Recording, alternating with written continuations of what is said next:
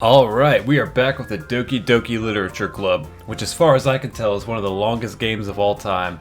But I'm hoping this episode I can actually get to, some of the dark parts, because apparently that was coming. So, let's just go with it, and we'll try and get there.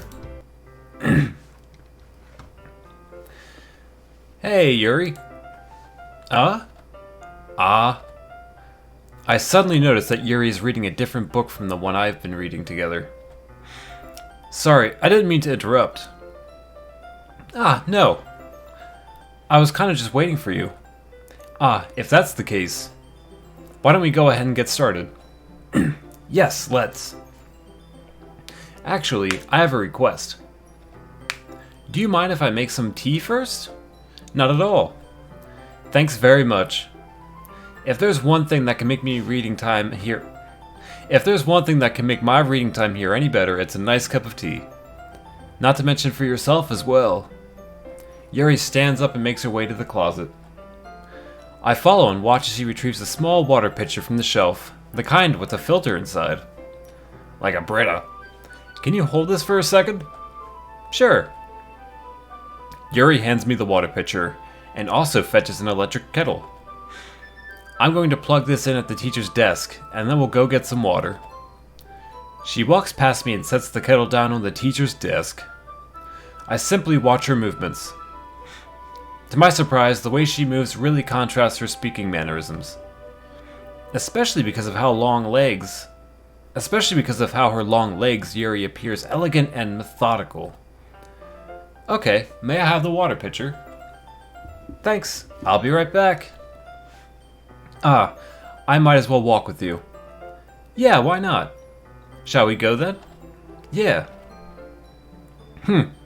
Where are you two off to? Yuri was going to make some tea, so... I suddenly realized how weird it sounds to explain this to Monica. We're just filling the water pitcher. That's what the kids are calling it. Okay. Sorry, I was just a bit curious. That's kind of a one-person job, isn't it? Monica, please mind your own business for once. Or do you want to tell me there's something wrong with helping involve Todd in club activities? My mouth gapes. I suppose there's nothing wrong with that. Then let's go, Todd. Yuri quickly exits the room, and I follow. Once in the hallway, she suddenly puts her forehead against the wall. What, like this? Or like this? I have never heard of someone doing that before. I spoke without thinking. How could I say something like that? Yuri, something about the way she said that made me feel so irritated. What's wrong with me? No, Yuri. I think you did the right thing. I wasn't expecting it, but it's also not right for Monica to judge people like that. Todd, how come even when I do something bad, you're being nice to me? Because nothing you do is as bad as you make it seem in your head. Nobody's perfect. We have emotions, and we can't always hide them. But you always amplify things in your head. Your mind turns a light rain shower into a hurricane. No. Wouldn't you hate me for something as terrible as that? Why would I hate you? I can't hate someone for having emotions. What kind of friend would do that? Friend, you say? Yuri lifts her head. Todd, I really like being friends with you. Thanks, Yuri. I like being friends with you too. I feel kind of awkward saying something like that, but I'm doing my best to help Yuri feel better. Anyway, yeah. Shall we go? Yeah. Yuri and I walked to the nearest water fountain. Once we fill up the water pitcher, we return to the classroom. Todd, do you like oolong tea? I've never heard of that before in my entire life. Yeah. Anything is fine. Very well. Yuri sets the temperature on the kettle to 200 degrees. Now it's time to get the teapot. You really do this properly, don't you? Of course. I shouldn't do any less when I'm making tea for others. Even if I'm not an expert on tea or anything. In that case, you'll only be even more impressed. Perhaps I will. Yuri fetches the teapot and begins measuring the tea leaves. To my surprise, she even starts humming a little to herself. You must be in a good mood now. Is that so? I was letting it show. And you noticed. I was doing a bit of thinking, and I decided that I would try expressing myself a little bit more. It turns out it's not very hard for me to do. When it's you who's around anyway. That's great, Yuri. Just don't push yourself too much. You're always worrying about me, Todd. It's very endearing. Yuri wasn't kidding. I don't even know if I can keep up with this. I watched Yuri pour a cup of tea for each of us. Todd, I have another request. Do you mind if we sit on the floor today? Why's that? It's a little bit easier on my back. I can read with my back against the wall rather than bending over at my desk. Oh, sorry, I didn't realize. No worries. I just have back pain fairly regularly, so I do my best to manage it. Is that so? I wonder why that is. It's most likely because my...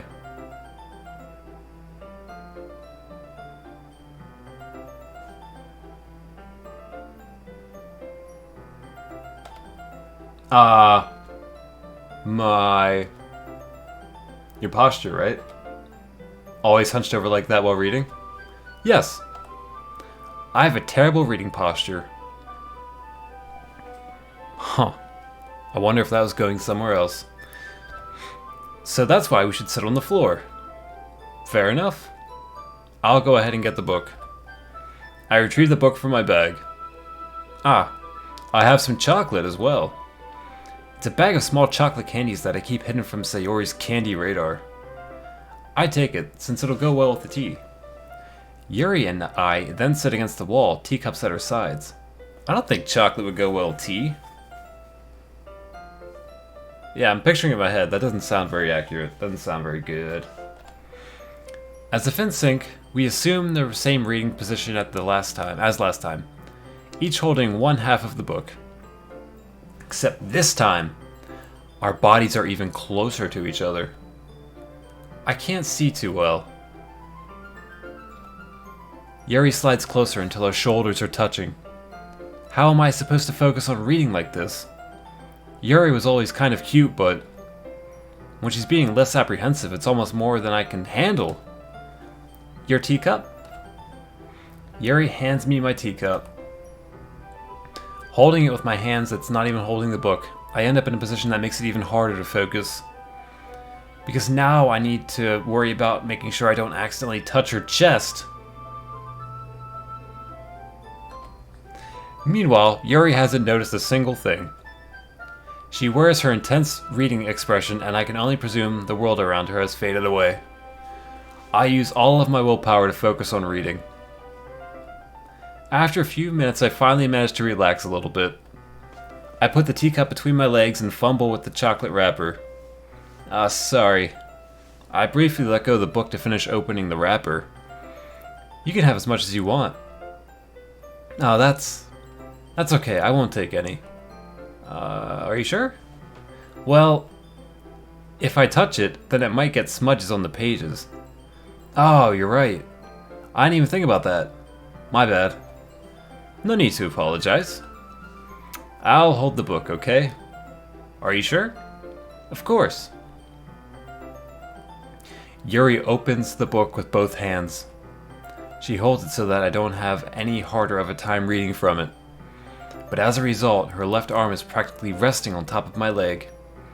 Well, In that case, Yuri is already totally focused on reading again. I take a chocolate candy and pop it into my mouth. Then I take another chocolate and I hold it up to Yuri. She doesn't even look away from the book. She simply parts her lips as if the situation was completely natural. But that means I can't stop here. I apprehensively place the chocolate in her mouth. Just like that, Yuri closes her lips over it. Yuri's expression suddenly breaks. Did I just... Yuri looks at me like she needs to confirm what just happened. Todd. Sorry for just slipping chocolate in between your fucking lips. I guess I shouldn't have done that. Oh, that's... Well... You were just helping. That's something that friends do, right? I mean... Not really in this kind of context, but... Yeah. That's all it was. Yeah. Then, you don't need to stop or anything. I see. The situation has gotten really tense. Yuri tries to return to the book, but I can tell just by her expression that even she can't focus now. My heart is pounding.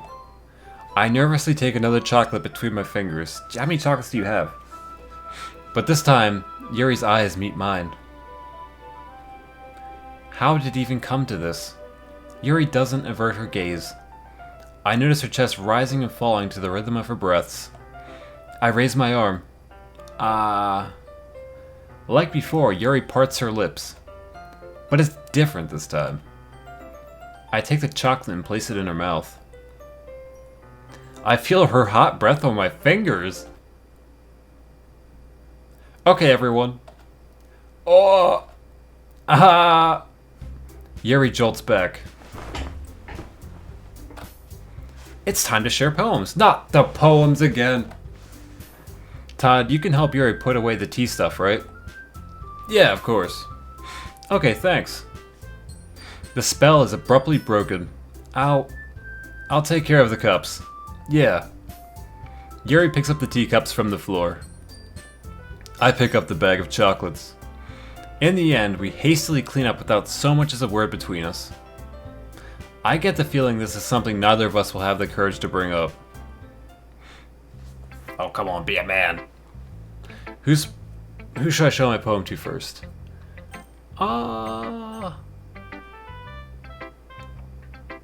Let's just do the same order we did last time. Let's see what you've written for today. Yuri stares at the poem with a surprised expression on her face. Do you like it? Todd. This one might even be better than yesterday's. Thanks, it's not like I purposely made it just for you or anything. How did you even pick up on this so quickly? Just yesterday I was telling you the kind of techniques worth practicing. Maybe that's why. You did a good job explaining. I really wanted to try giving it more imagery. Yuri visibly swallows. Even her hands appear sweaty. I'm not used to this. Used to what? I don't know. It's fine, take your time. Yuri breathes and collects her thoughts. I know that Yuri likes to think before she speaks, so I offer that patience to her. Yeah. Just being appreciated like this, I guess. It probably sounds really stupid, but seeing someone motivated by my writing, it just makes me really happy. Are you saying you've never shared your writing before? Yuri nods. Really? I don't believe it. I really only write for myself. And besides, people would just laugh at me. Do you really think that? Again, Yuri nods. Huh. Even your close friends? Yuri doesn't respond to that. Wait, you don't have any friends? I wonder why. Anyway. Do you want to share the poem you wrote today? Yeah, I do. If it's with you. Okay. The raccoon It happened in the dead of night while I was slicing bread for a guilty snack. My attention was caught by the scuttering of a raccoon outside my window. That was, I believe, the first time I noticed my strange tendencies as an unordinary human. I gave the raccoon a piece of bread, my subconscious well aware of the consequences, well aware that a raccoon that is fed will always come back for more. The enticing beauty of my cutting knife was the symptom. The bread, my hungry curiosity. The raccoon,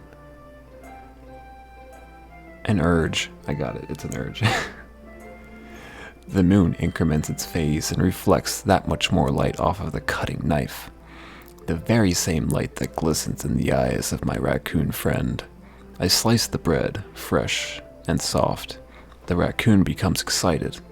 Or perhaps I'm merely projecting my emotions onto the newly satisfied animal. The raccoon is taken to following me. You could say that we've gotten quite used to each other. The raccoon becomes hungry more and more frequently, so my bread is always handy. Every time I brandish my cutting knife, the raccoon shows me its excitement. A rush of blood. Classic Pavlovian conditioning. I slice the bread, and I feel myself again.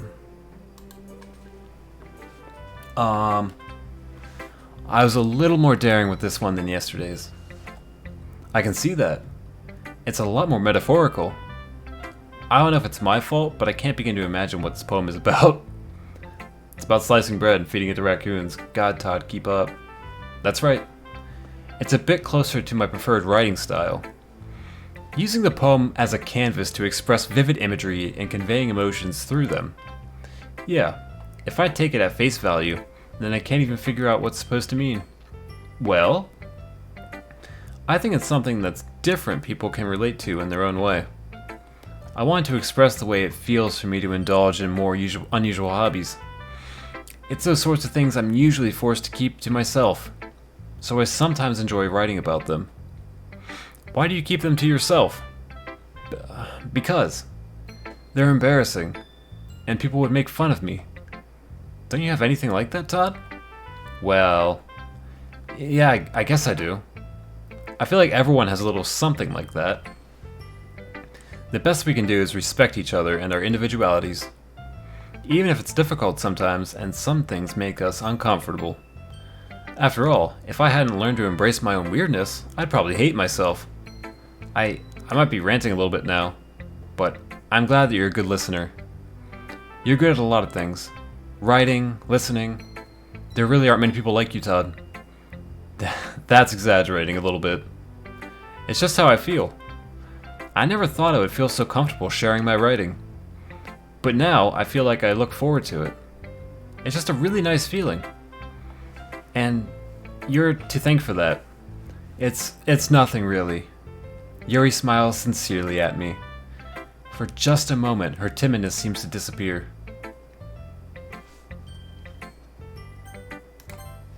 Sayori. Ooh!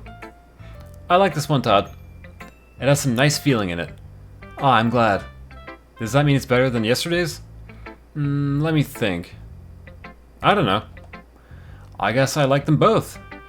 That's not very helpful, you know. Well, I'm not very good at figuring out if poems are good or bad.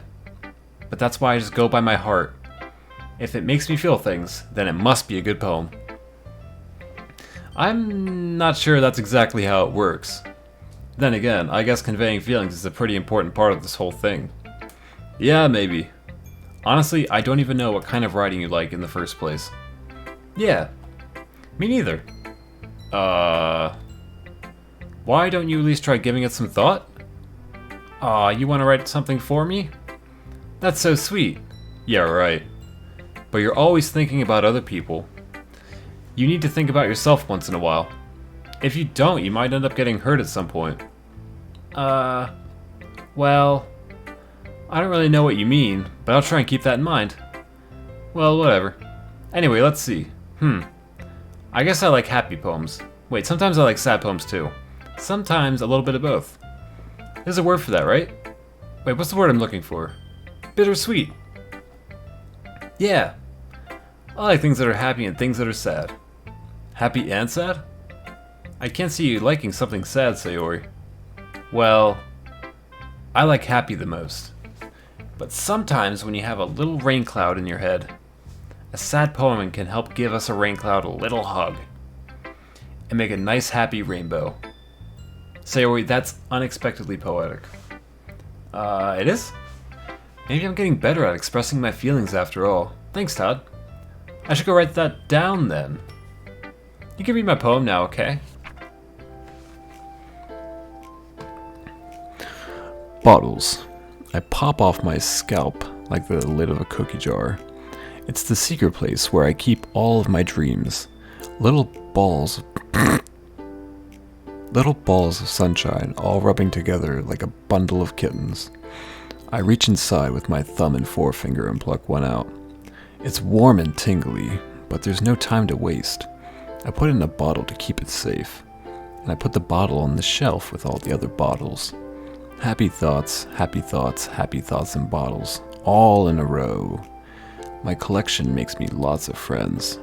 Each bottle is a starlight to make amends. Sometimes my friend feels a certain way. Down comes a bottle to save the day. Night after night, more dreams. Friend after friend, more bottles.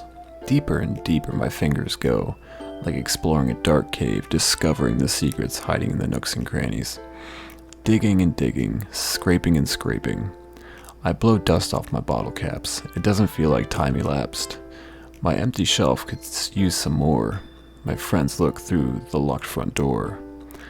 Finally, all done, I open up and in come my friends. In they come in such a hurry. Do they want my bottles that much? I frantically pull them from the shelf, one after the other, holding them out to each and every friend. Each and every bottle, but every time I let one go, it shatters against the tile between my feet. Happy thoughts, happy thoughts, happy thoughts, in shards all over the floor. They were supposed to be for my friends who aren't smiling. They're all shouting, pleading, something, but all I hear is echo, echo, echo, echo, echo, inside my head. Holy crap is right. That was like the length of the Merriam-Webster dictionary.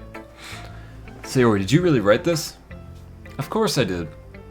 Didn't I tell you yesterday I was going to write the best poem ever? Yeah, but I mean, I didn't expect something like this coming from you. Monica taught me a whole lot. And I've been really in touch with my feelings recently. I see that. It's almost kind of creepy. Creepy? Well, not exactly. Maybe because I'm so used to being cheerful. Well, never mind. I'm thinking too hard about it. The point is, it came out good, so you should be proud of it. Aw, thanks. I feel like I was meant to express myself this way. It even helps me understand my own feelings a little bit better. Writing is like magic. You've gotten pretty passionate about this, huh? I hope you keep it up. Yeah! Writing is the best. I'm gonna keep writing until I die. Don't get ahead of yourself. Sayori's always had a habit of being obsessed with something before dropping it no more than a week later. I wonder if this is one of those times. But seeing the passion in her eyes makes it hard for me to be pessimistic. Monica, you're up. Hi again, Todd. Hi, Monica. How's the writing going? Alright, I guess. I'll take that. As long as it's not going bad, I'm happy that you're applying yourself. Maybe soon you'll come up with a masterpiece. I wouldn't count on that. You never know. Want to share what you wrote for today? Sure, here you go. I give my poem to Monica. Alright. This one's good. It feels like not only getting more comfortable with your style, but the imagery is better than the last one I read. Thanks, I made it to impress Yuri. Just wondering, but have you been finding inspiration in Yuri's writing style? I guess so. You can't deny that she's talented. Yeah, totally. I think her poems are the most romantic. That's the best way to describe it. She's like a totally different person when she picks up a pen. I noticed that too. Or when she's talking about literature, It's like a light turns on inside her head. Inside her. Sadly, it's hard to get that much personal conversation out of her. Trust me, I've tried. Who knows what goes on in that head of hers? I hope you don't mean that in a bad way. No, of course not. I just mean that I wish she didn't keep so much to herself. But still, defending her like that, you must be pretty into her. Ah, you completely misunderstood. Calm down, I'm kidding. Besides, I'm pretty sure she's already got a boyfriend. Wait, really? Yeah, a fictional one anyway. Aw, Joker. Monica kind of whispers that last part to me. It's just a hunch, but... well, there's not really anything wrong with that. Oh, well, I know. I was just saying. But anyway, you want to read my poem now? I like the way this one turned out, so I hope you do too. Alright, let's take a look.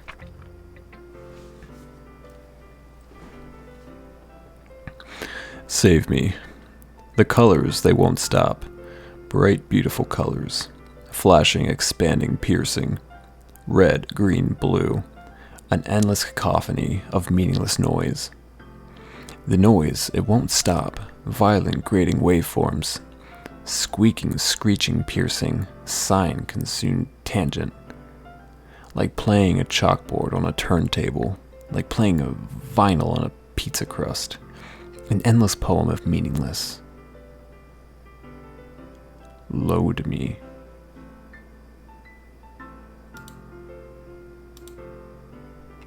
Load me. Huh. Weird. It's even more abstract than your last one, huh? Hahaha.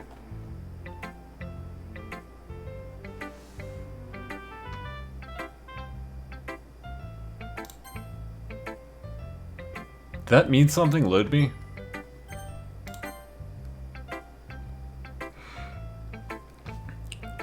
I'm just gonna assume I didn't mean anything.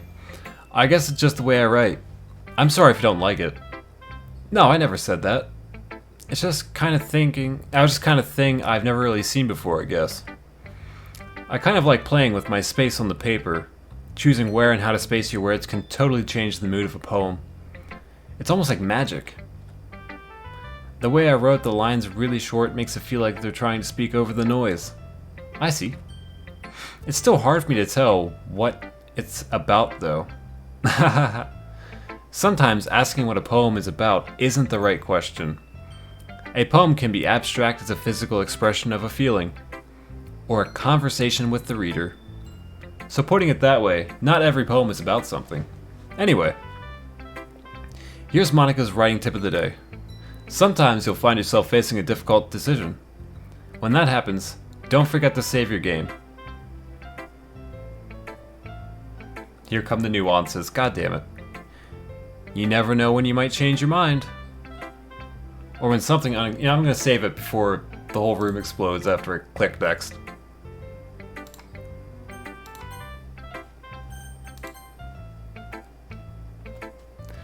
Wait, is this tip even about writing? What am I even talking about?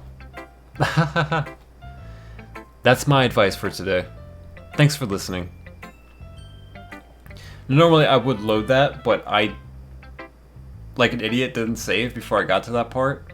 So, I'm sure I can,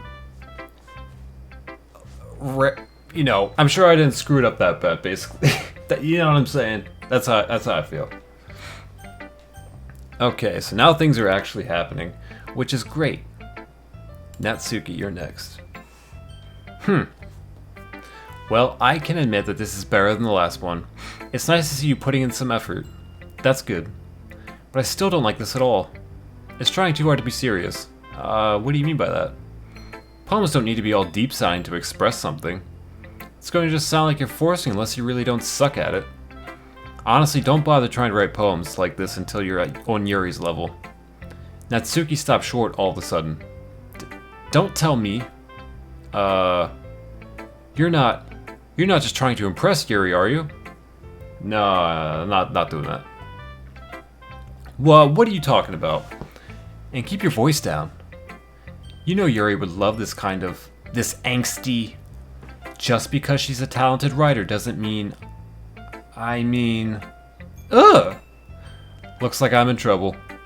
I somehow struck a nerve, though what I did is beyond me. I'm so done with you.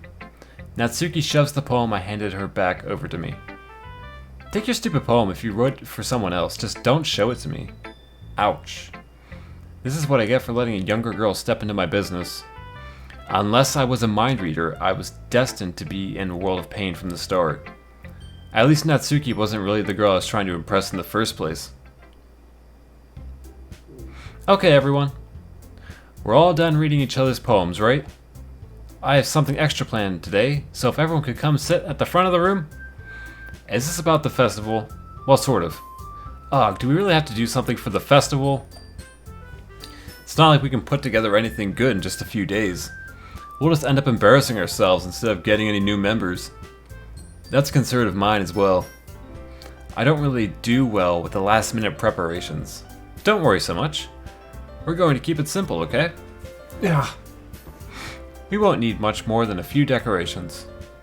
Sayori has been working on posters, and I've designed some pamphlets we can give out during the event. Okay, that's great and all, but that doesn't tell us what we're actually going to be doing in the event. Oh, sorry, I thought you heard about that already. We're going to be performing! Performing? Puh. Monica? Yeah, we're going to have a poetry performance. Each of us is going to choose a poem to recite during the event.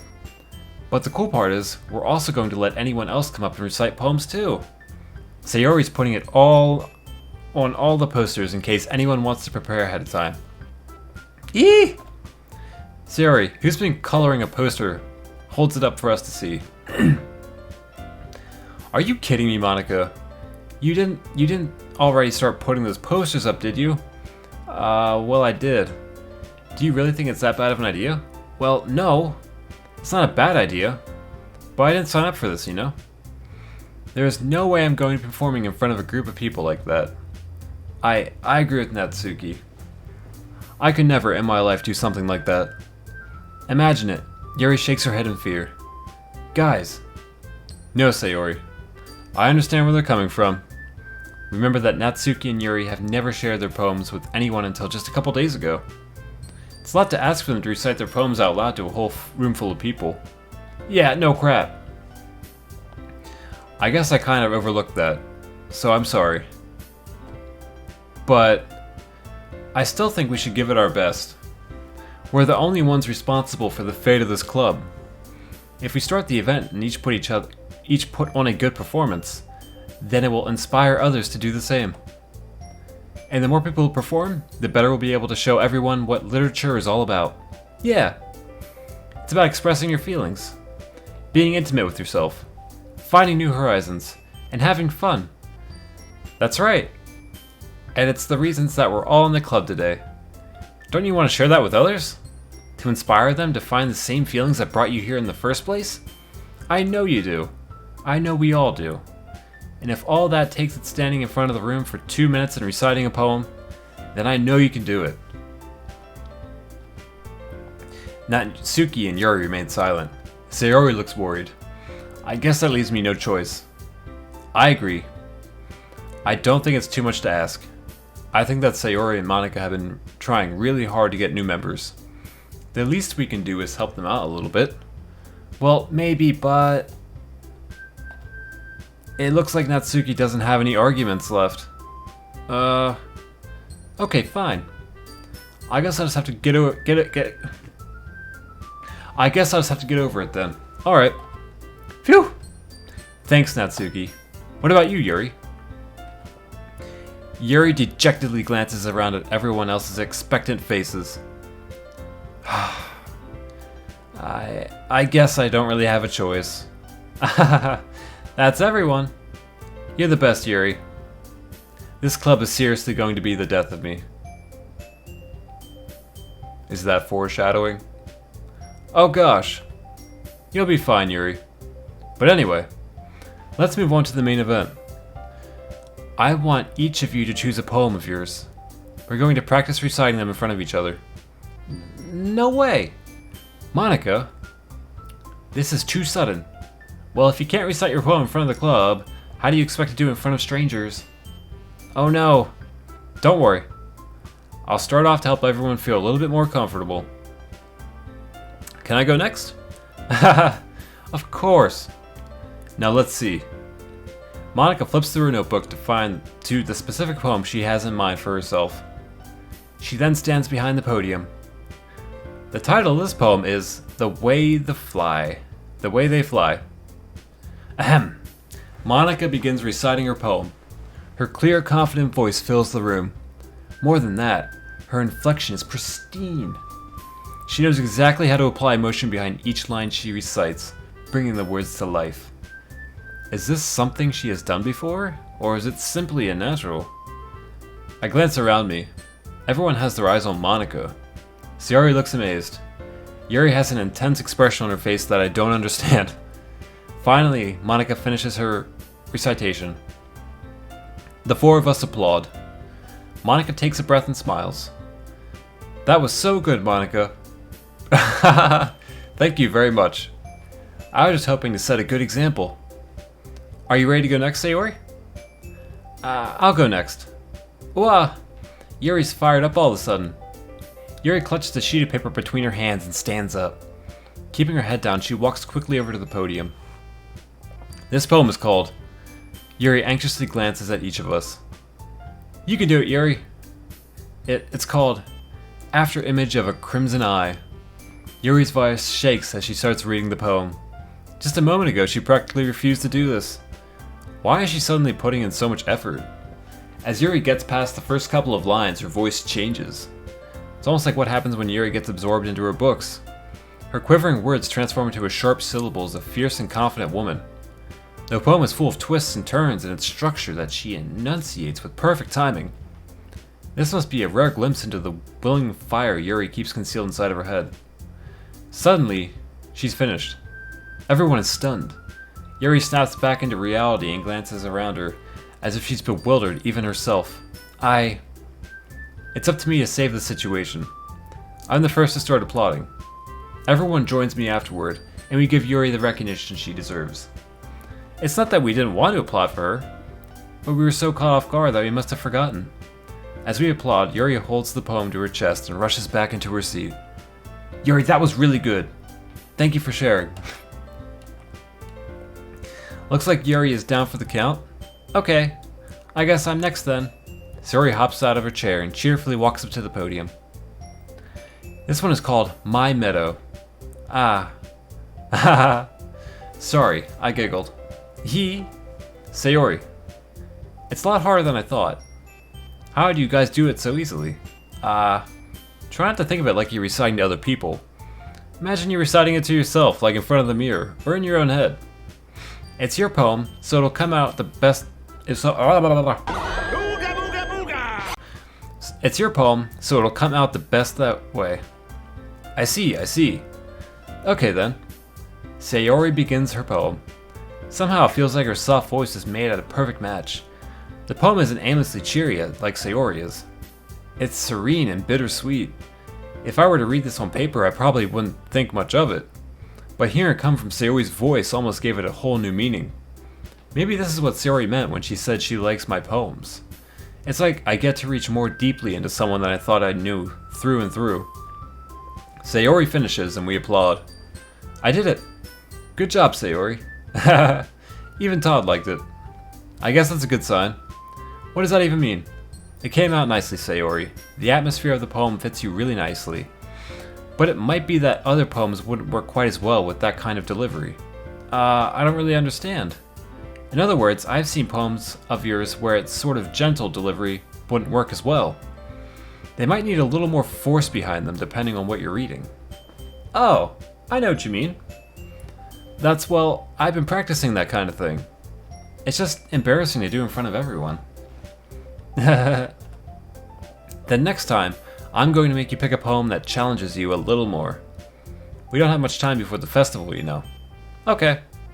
Now who's next? Natsuki? Don't make me go before Todd. It's not like I can compare to you guys anyway. Might as well let Todd lower everyone's standards a little before I have to do it. God damn! Shots fired. Natsuki. Natsuki? It's fine, it's fine.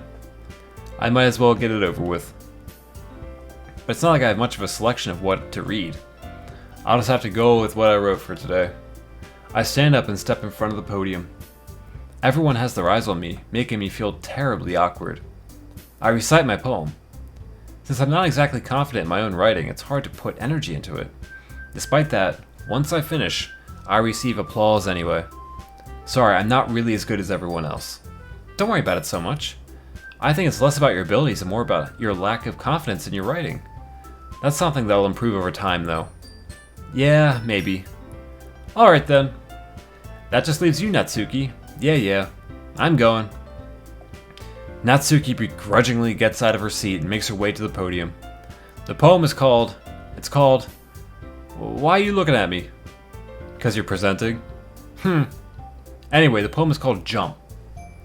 Natsuki takes a breath. Once she starts reciting the poem, her sour attitude disappears a little. While she's still a little unenthused, her poem has a rhythm and a rhyme to it. It's Natsuki's trademark style, and it works surprisingly well when spoken aloud. The words feel like they bounce up and down, as if giving life to the poem. Natsuki finishes and everyone applauds. She huffs back to her seat. That wasn't so bad, was it? Easy for you to say. You better not make me do that again. Well... Do you at least feel prepared enough to recite a poem in front of other people? I mean, doing it in front of other people will be way easier. I can put whatever face I want for other people. But when it's just my friends, it's just embarrassing. That's a surprise, Natsuki. I think it would be another way around for you. Well, that's just how it is, so... Well, I guess in that case, you won't have much to worry about for the festival. That said, I want to thank everyone for coming through. It might be hard, but I hope that you'll have an idea of what it's like now. Make sure you pick up a poem and get enough practice before the festival, okay? I'll be making pamphlets, so let me know ahead of time what you'll be reciting. Geez, I should probably find some other poem to recite instead. That's fine too. It doesn't have to be your own. I'm already pleasantly surprised that you're putting in all this effort for the club. It makes me really happy. Yeah, no problem. Okay everyone, I think that's about it for today. I know the festival is coming up, but let's try and write poems for tomorrow as well. It's been working out really nicely so far, so I'd like to continue that. As for the festival, we'll finish up planning tomorrow, and then we'll have the weekend to prepare. Monday's the big day! I can't wait. I can do this. Alright.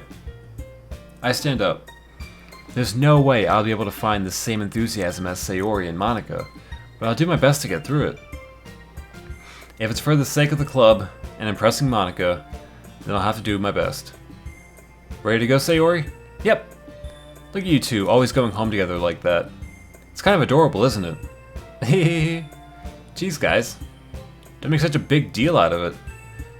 It must be a little nice, though. Well, how am I supposed to respond to that? It's okay, Todd, you don't have to say it. Whatever, let's go already. Okay, I think that's where I'm going to call it for the day. I was hoping some more of the darker stuff would pick up in the meantime, but, you know, to each his own. All good things must take patience to achieve. So, I'm going to end it there, because it takes a little bit to upload these, so that's going to be where I call it. In the meantime, thank you for watching this. I greatly appreciate it. Like it if you want to, dislike it if you want to, subscribe if you feel like it. It's your life, you know how to live it. Have a good rest of your day.